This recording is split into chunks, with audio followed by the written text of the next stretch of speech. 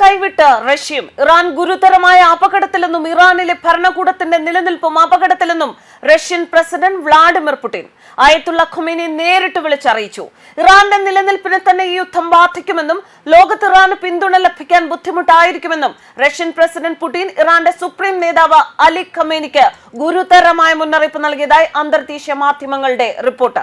യുദ്ധം നീട്ടിക്കൊണ്ടുപോകുന്നത് മണ്ടത്തരമായിരിക്കുമെന്നും അമേരിക്കയുമായി ഇറാൻ ചർച്ചകൾ നടത്തണമെന്നും അതിനുള്ള വഴി താൻ ഒരുക്കാമെന്നും റഷ്യൻ പ്രസിഡന്റ് ആയത്തുള്ള ഖൊമേനിയെ അറിയിച്ചു.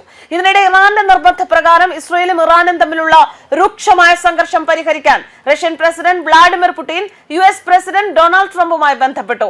ട്രംപും പുടിനും നടത്തിയ ചർച്ച ഇറാൻ ഇസ്രയേൽ യുദ്ധം അവസാനിപ്പിക്കാനായിരുന്നു.